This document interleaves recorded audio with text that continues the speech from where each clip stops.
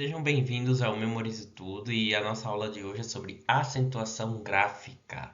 Hoje nós vamos estudar as palavras oxítonas, proparoxítonas, paroxítonas e também vamos ver os monossílabos tônicos e os hiatos.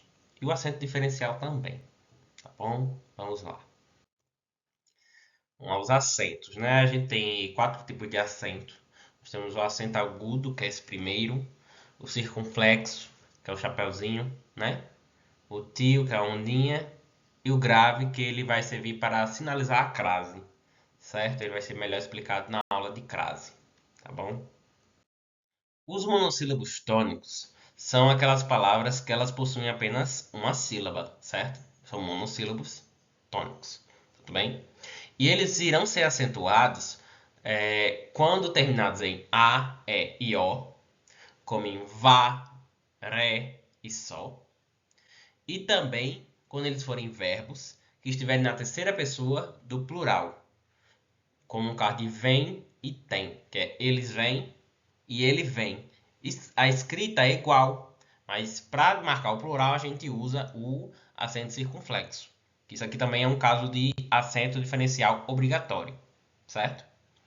E também as palavras que forem terminadas em ditongos abertos, como ei, el e oi, como em leu e véus, certo? Agora vamos para os oxítonas. Antes de falar sobre a acentuação das oxítonas, eu gostaria de deixar claro a diferença entre oxítona, paroxítona e proparoxítona, certo? A gente tem uma palavra, aí nós temos as sílabas, certo? A palavra que tiver a última sílaba tônica é uma palavra oxítona. Se a sílaba tônica for a penúltima sílaba, nós teremos uma palavra paroxítona. E se a sílaba tônica for a antepenúltima, nós teremos uma palavra proparoxítona, certo? Então vamos lá para a acentuação das oxítonas. As oxítonas elas vão ser acentuadas quando terminadas em A, E, O, em e ditongos, certo? Como em babá, rapé, cipó e além. Tudo bem? E tem algumas questões, observações para a gente observar. Por exemplo, quando na terceira pessoa do singular um verbo oxítono terminado por e, a terceira pessoa do plural deve ser grafada em em. Ele vê, eles vêm. Eles revê, ele revê, eles revêm. Certo? Quando na terceira pessoa do singular um verbo oxítono terminado em, a terceira pessoa do plural deve ser grafada com em. Também só muda o acento. De acento agudo, a gente vai para o acento circunflexo. Ele mantém, eles mantêm.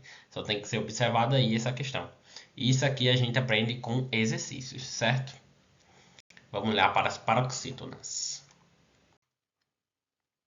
As palavras paroxítonas. Todos os paroxítonos são acentuados, certo? Exceto aqueles terminados em A, E e O, que não formam ditongos, certo? Aí nós temos alguns exemplos, como incrível, câncer, látex, lápis e pônei.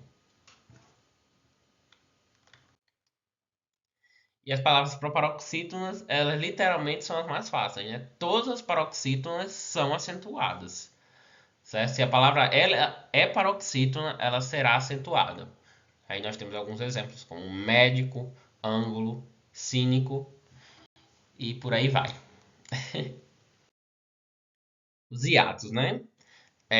Os hiatos que forem formados por dois S ou dois Os não devem ser acentuados. Creem, perdoam, não se acentua, certo? Porém, aqueles que tiverem I e U tônicos são acentuados e eles podem ou não estar seguidos de S, certo? Como em cai, país e baú. Só tirando uma dedo aqui, né? Aqui a gente pode observar baú. O A, geralmente eles são o A, E e O, geralmente são as sílabas mais fortes, certo? E o I e o U são as letras mais fracas. Porém, o hiato é justamente isso. Quando essas letras fracas, que é o I e o U, se tornam fortes. Aí a gente coloca o acento justamente para marcar que elas estão fortes. Certo? Então, no caso de cai, país, baú. Certo? E, por fim, nós terminamos com o acento diferencial.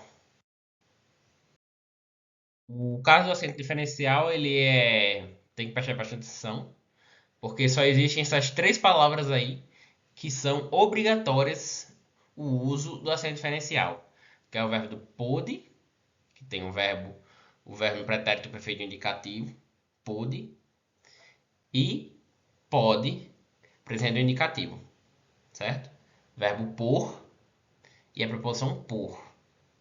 E tem plural e tem singular, certo?